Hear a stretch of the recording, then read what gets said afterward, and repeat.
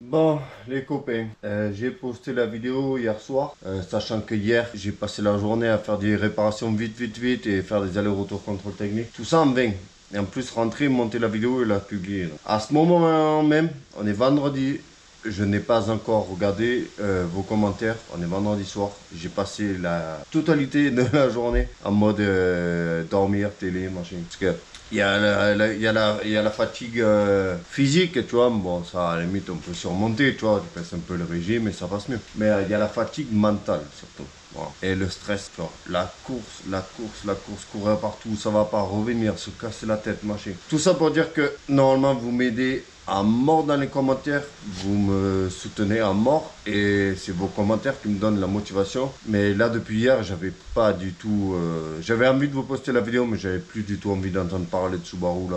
Voilà. Donc à ce moment-là, pile maintenant là, quand je vous parle, je n'ai pas encore commencé à regarder vos commentaires. Normalement, je les regarde toujours, j'essaie de vous répondre, machin. Tout ça pour dire que j'ai moi-même trouvé le problème. Je ne sais pas si c'est sorti dans les commentaires sur la dernière vidéo de la Subaru, mais hier, en cherchant pour essayer de trouver d'occasion une ligne d'échappement d'origine complète, je suis tombé sur le problème direct. J'ai compris de suite. Et ce qui me gonfle, c'est que le contrôleur technique, il a vu en dessous, 2 fois en plus. Il a vu que j'avais rajouté un catalyseur, machin, tu vois. Et bon, je lui demande pas d'être mécanicien, mais lui-même aurait dû me dire, c'est pas comme ça le montage, c'est pas normal. Bon, c'est peut-être pas son boulot, mais bon, il a essayé de m'aider à essayer. Parce qu'on est venu 5 fois. Hein. 5 fois, il a passé à la pollution pendant 10 minutes, un quart d'heure à essayer de l'accélérer et tout. Il me dit non, c'est pas bon, c'est pas bon, c'est pas bon, c'est pas bon. Donc lui, ça l'a saoulé, moi, ça m'a saoulé. Et il a essayé de me donner plein d'astuces, mais en vain. Parce que j'avais le problème sous les yeux depuis le début, sans le savoir. Je vais vous le chercher de suite, hein, vous allez comprendre. Vous voyez ici, ça c'est le collecteur d'origine du 1,5 litre parce que je n'ai pas celui du 2 litres. Donc j'ai peur que le diamètre ici, il soit beaucoup trop restrictif pour faire fonctionner correctement le 2 litres. Donc il y a des risques que je dois commander ça. Moi j'ai un collecteur aftermarket en inox ici. Avec mes 2 sondes, une sonde là et une sonde ici. Voilà, j'ai mes 2 sondes dessus et une vieille réparation ici. Ensuite, on s'est fait chier. J'ai découpé ma magnifique ligne en inox parce que tout à partir de là, c'est full inox et tout. J'ai découpé pour mettre ce foutu kata à l'arrache.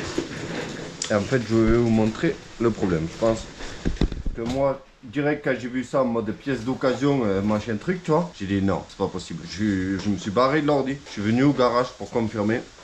Et même moi, je ne l'ai pas vu. Voilà, j'aurais pu ne jamais vous le raconter, ne jamais sortir la vidéo du contrôle et tout et dire que tout s'est bien passé. Mais bon, on n'est pas là pour se mentir, on va dire. Donc je vais essayer d'avoir le retour caméra en même temps que vous. Donc ça, collecteur d'échappement. Et je sais pas si vous voyez ce qu'il y a au fond là. Si vous le voyez. Donc, c'est pour ça que c'était bizarre quand même, cette histoire de sonde. D'avoir 2 sondes côte à côte, juste pour chacun sa ligne, tu vois.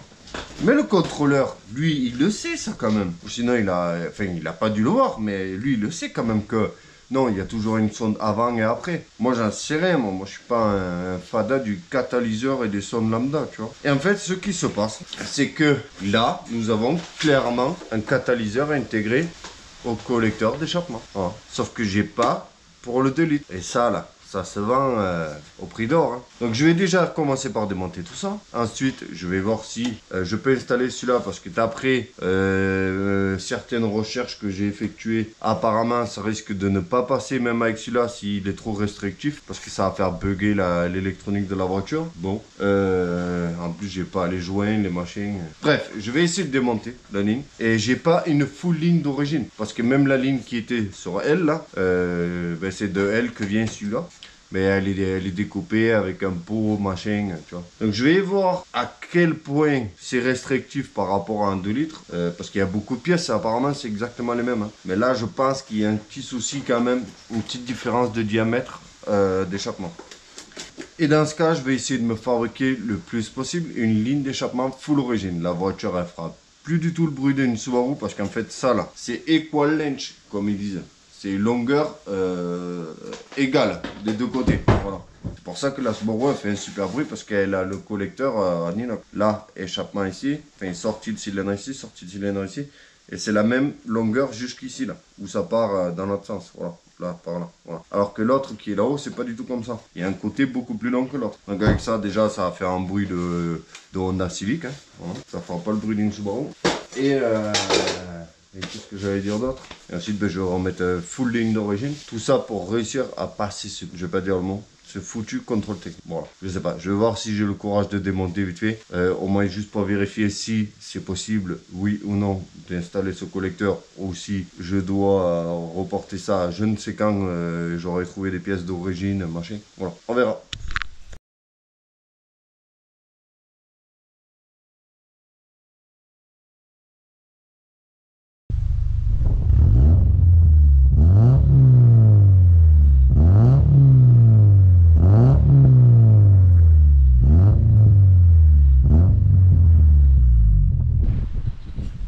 C'est pas terrible, hein. Bon les copains, petite pause dans toute cette galère pour vous dire que cette vidéo elle est sponsorisée par Oli.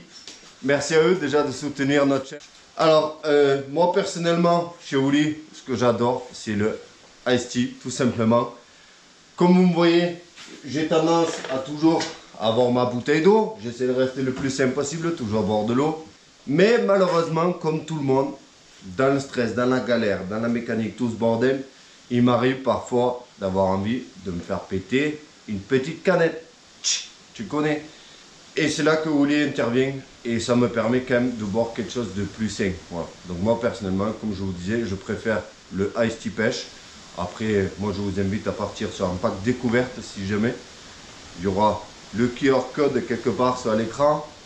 Lien en description. Ma femme, elle kiffe le modèle hydratation pêche. Je vous montre, c'est magnifique. On fait ça direct dans le garage comme ça. Vous voyez, c'est la vraie vie, la vraie vérité de galérien. Avec un pot comme ça, il y a 50 doses. Donc une cuillère comme ça, tout simplement, hop, correspond à une dose. Donc on le met dedans, on referme la boîte, on prend de l'eau. Hop. Donc ça fait un demi-litre avec juste une seule cuillère. Donc vous pouvez faire au minimum avec un pot comme ça 50 doses. Fini de mélanger, on dévisse ici le bouchon et là on peut boire. Et ça goûte vraiment hyper méga bon. En tout cas, merci Oli de soutenir des petits créateurs comme Gotha. Et je vous laisse le QR code, lien en description. Allez jeter un œil, montrez à Oli que nous aussi, on est des bonnes personnes. Voilà.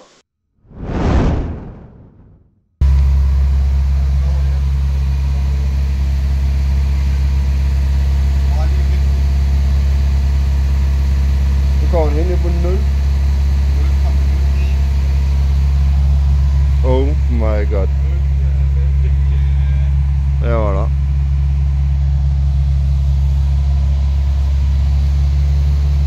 Bon, je sais plus où j'en étais et ce que j'ai filmé, ce que je n'ai pas filmé. Je pense que j'ai pas filmé grand chose d'ailleurs, mais je vous explique. Ça c'est ma voiture. Donc mon objectif c'était de passer le contrôle et de récupérer les plaques qui sont ici. Ça y est, enfin.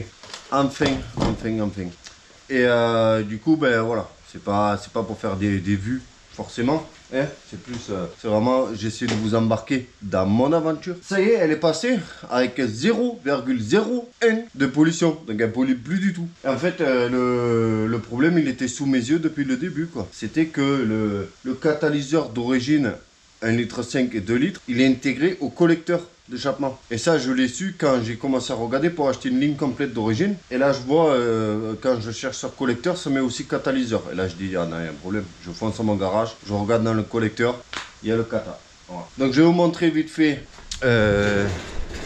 mon opération spéciale anti-pollution, contrôle technique. Donc, catalyseur d'origine du 1,5 litre. Et en fait, le 1,5 litre et le 2 litres, c'est le même. C'est la même référence. Donc, il ne s'emmerde pas. Donc du coup le fait d'y avoir été avec 1,5 litre ça l'a fait parfaitement bien. Ensuite ligne d'origine, deuxième kata secondaire. Et là où ça va encore plus loin, c'est qu'ici tu peux voir j'ai fait une magnifique réparation.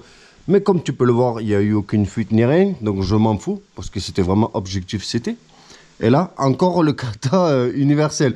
Donc on est triplement catalysé là. C'est abusé. Donc moi je vais recouper là. Ma jolie ligne en inox là. Je vais recouper là. Et je vais essayer de remettre comme c'était avant. Parce que je vous ai fait un petit test de son. Et en fait, là ça a perdu tout le charme d'une Subaru quoi. Là ça fait juste le bruit d'une Honda Civic avec un bazooka à l'arrière quoi. Voilà, c'est le Equal Length.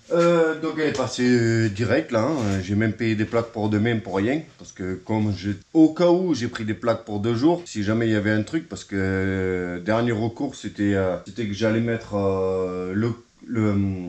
le calculo du 1,5 litre dessus, avec le Neyman et tout. Voilà. Refaire marche arrière sur ce que j'avais fait là, il y a quelques temps là, quand il y avait l'anti-démarrage. Et bon, entre-temps, j'ai lu un peu vos commentaires et j'ai vu qu'il y en a beaucoup qui disent « Ouais, c'est parce que t'as swappé le moteur, ceci, cela. » Non, non, non, non. C'est complètement à côté de la plaque parce que la sonde, la machine avec la sonde qui met dans l'échappement, elle s'en fout que tu arrives avec un 1 litre 3 cylindres ou un V12 de 6 litres, tu vois. En fait, lui, ce qu'il calcule, en fait, c'est pas à la cylindrée. Lui, il y a par rapport à certaines années, il y a des normes à respecter. Genre là, c'est 0,20 parce que 2007, mais avant, c'était 0,30, machin, voilà. Bref, donc c'est par rapport à l'année de la voiture. Et en fait, la sonde, ce qu'elle calcule, c'est juste si le moteur, il brûle correctement et s'il émet pas trop de CO2 par rapport à son année. Et voilà. Donc en fait, la machine, elle est à part. Hein, elle s'en fout de ce que c'est comme moteur, machin, truc. Donc ça n'avait rien à voir avec ça. Parce que je l'ai vu beaucoup. J'ai vu que c'était les top commentaires de tout le monde. Qu'en gros... Oui, c'est parce que là, tu arrives avec un 2 litres alors que c'est censé être 1,5 litre. Non, rien à voir. Dans la dernière vidéo où je me bagarrais avec l'anti-démarrage, vous l'avez vu, j'ai tout pris du 2 litres. Parce que à la base, ça partait du fait que je l'avais démarré avec le calculateur du 1,5 litre et que ça risquait de tourner pauvre, même si la voiture a fonctionné. Donc tout a été swappé dans la dernière vidéo. Calculateur, Neyman, compteur et anti-démarrage du 2 litres. Donc en gros, là, c'est un 2 litres. Hein. Même l'échappement, bon, sauf le collecteur là tout de suite, mais c'est la même référence. Donc en théorie, c'est full 2 litres là. Qu'est-ce qu'il y avait d'autre? Bah, je crois que c'est tout. Après, calculer, franchement, j'ai arrêté. Hein. Parce que là, en fait, je me suis juste contenté de mettre la carte bleue à chaque fois. Voilà. À chaque fois, j'ai mis la carte bleue, la carte bleue, la carte bleue. Et là, ça a commencé à chiffrer. Donc, heureusement qu'il y a Oli qui nous aide sur cette vidéo là. Hein, parce que, attention, rien que là aujourd'hui, un truc de fou. Comme j'ai changé le compteur, il me fallait faire une déclaration sur l'honneur, machin, que j'ai remplacé le compteur et changé le kilométrage. Donc j'ai fait ce papier à l'ordinateur, j'ai daté, signé, machin, avec le numéro châssis, tout et tout et tout. Rien que ça, ça coûtait 30 € de frais de dossier. Pour qu'il me scanne le papier et qu'il enregistre 30 €. 30 € frais de dossier. Ensuite, il y a l'espèce de contre-visite. Non, ça c'était le contrôle technique. Et là aujourd'hui, j'ai payé 1500 couronnes danoises. Donc 200 € pour récupérer mes plaques. Et après des frais. Voilà. Donc bref, j'ai pas arrêté de payer. Là, j'ai même plus calculé. Parce que est-ce que j'avais vraiment le choix? Non. Donc j'ai payé la contre-visite. Hein. J'ai payé 200 € la contre-visite. J'ai pas la facture. Je crois qu'il me l'a pas donné en fait. Hein. Mais c'était... Ouais, bah si, c'était 500 et quelques, je crois. Non, j'ai plus. Si. Mais c'est ça alors. C'est les 500 et quelques là. Couronne danoise. Hein. Donc j'ai arrêté de calculer. Ça, c'est bon, ça m'a saoulé. Hein. J'ai mis la carte bleue. De toute façon, j'avais pas le choix. Voilà. Et plus le choix. Mais ça a coûté une semaine de temps. Et beaucoup trop d'argent pour pas grand chose au final, tu vois. C'est pas comme si j'avais changé les 4 amortisseurs ou quoi. Non, j'ai brassé de l'air. Un catalyseur dans le vent. J'ai niqué ma ligne. J'ai acheté du produit miracle là, à mettre dans le réservoir. Enfin, ouais. J'ai payé le contrôle, le contre-visite, le machin, le truc. Franchement, 1000 balles à l'aise. Bon, même plus. Et c'est vraiment, c'est gonflant, hein, c'est gonflant. Hein, parce qu'en théorie, j'aurais juste eu à payer un contrôle plus mes plaques. Voilà, là, ça c'est aggravé. Bref, ce que je voudrais faire maintenant, c'est que je vais mettre la musique à fond la caisse. Donc, je vous ferai des petits rapports de situation. Parce que là, je voudrais remonter ma ligne. Mais sauf que je voudrais, si j'ai la patience, mettre des joints neufs sur ma ligne. Donc bref, remonter la ligne qu'il y avait avant, inox, avec catalyseur. Hein. Et j'ai pris un kit complet de rénovation de frein arrière, alors qu'il n'y a pas besoin en fait, hein. Mais c'est purement esthétique, je vais te montrer.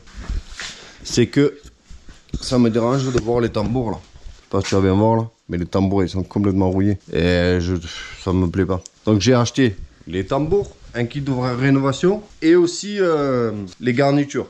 Je vais pas te mentir, si je démonte et que je vois les garnitures et tout aller en bon état, je mets juste le tambour. Hein. Et ensuite, je voudrais faire la vidange aussi. Donc bref, on essaie d'avancer, mais j'ai des bonnes nouvelles. C'est elle est enfin passée au contrôle.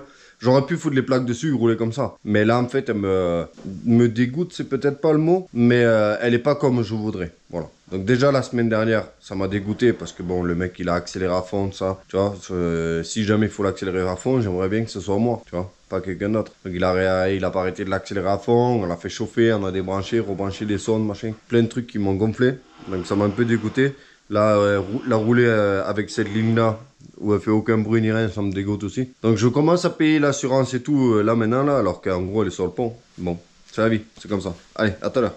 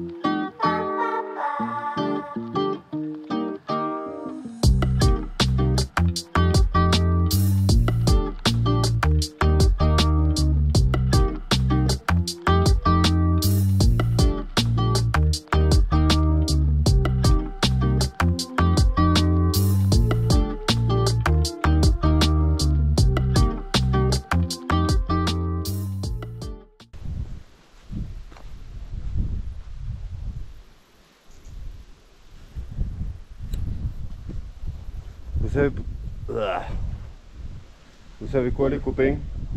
Je n'ai pas lumière. Je n'ai pas changé les freins arrière parce que là, j'en peux plus. Ouais. Ça a été lourd comme opération. Depuis que je suis rentré de vacances, je n'ai pas pris un jour, même pas. Je suis allé au magasin avec la famille, rien du tout. J'ai foncé comme un taré pour réussir à swapper ce moteur et la passer au CT, la faire rouler et machin. Donc là maintenant, j'aimerais la kiffer un petit peu pour me motiver. Les freins, je vais les garder pour quand j'aurai assez de thunes pour m'acheter 4 amortisseurs pour la rabaisser un petit peu, tu sais. Je sais pas encore si je pars sur des combines filetées ou si je pars sur des ressorts ou je sais pas. En tout cas, je veux un truc homologué, voilà. Donc, les max speeding et tout, c'est un peu compliqué. Hein, parce que moi, il me faut le TUV, soit homologué, écrit dans les papiers. Il faut l'enregistrer.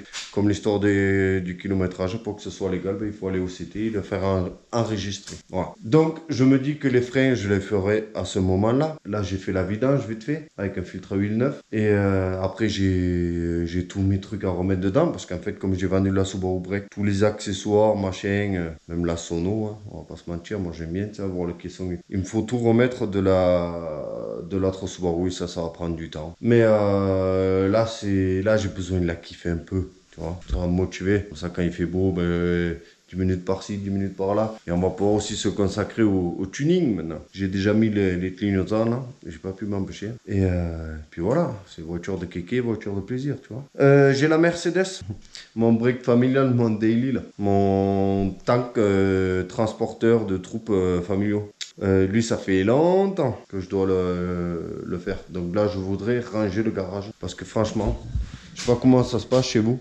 Mais moi, là, il y en a partout. Alors que normalement, c'est vide par terre et tout, tu vois. On peut circuler. Là, il y en a partout. Ça, c'est des pièces de Subaru, machin. Là-bas, des pièces, des outils, des machins. Donc, je voudrais tout ranger.